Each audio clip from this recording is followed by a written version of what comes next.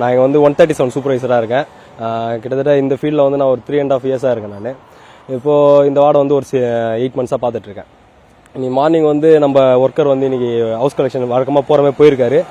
சொல்ல அப்போ வந்து ஒரு ஃப்ளாட்லேருந்து எங்களுக்கு இன்ஃபர்மேஷன் வந்தது. இவர் வந்து பிடிச்சி இது போல் எனக்கு இந்த இடத்துல வந்து செயின் விழுந்திருக்கு, கொஞ்சம் எடுத்து கொடுங்கன்னு சொல்லிட்டு எங்களுக்கு இன்ஃபர்மேஷன் வந்தது.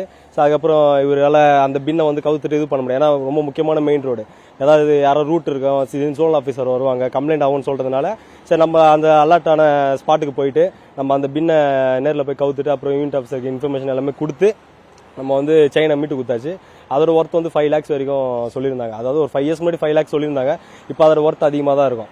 ஸோ இப்போ வந்து மக்களுக்கு வந்து இப்போ நாங்கள் மெயினாக சொல்ல வேண்டியது என்னன்னா செக்ரிகேஷன். இப்போ வந்து நம்ம சென்னை கார்பரேஷனில் வந்து செக்ரிகேஷன் மஸ்ட்டுன்றதை எடுத்துகிட்டு வந்துட்டாங்க. ஆனால் செக்ரிகேஷன் வந்து யாருமே பண்ணி தரதில்லை. ஒரு 100% வந்து ஒரு 50% மக்கள் வந்து இப்போ செக்ரிகேஷனை பற்றி பேச ஆரம்பிச்சிட்டாங்க, பண்ண ஆரம்பிச்சிட்டாங்க. ஆனால் வந்துட்டு இப்போ வந்து நடைமுறையில் ஓரளவுக்கு இன்னும் கொஞ்சம் சேஞ்சஸ் வர வேண்டியது இருக்கு. செக்ரிகேஷன் என்னன்னு ஒரு நாலேஜே வந்து மக்களுக்கு இப்போ இல்லை. நம்ம அதை அவேர்னஸ் நிறைய கொடுத்துட்டு இப்போ சேஞ்சஸ் பண்ணிட்டு இருக்கோம். அந்த சமயத்தில் தான் வந்து இப்போ மக்களே வந்து செக்ரிகேஷன் பண்ணியிருந்தா அந்த செயினை வந்து அவங்களே பார்க்க வாய்ப்பு இருக்கு. இந்த இடத்துல வந்து பூவை தனியாக பிரித்து போட்டுருந்தா அந்த இடத்துல வந்து அதில் செயின் மாட்டிட்டு இருக்கோன்னு வந்து மக்களுக்கும் தெரியும்.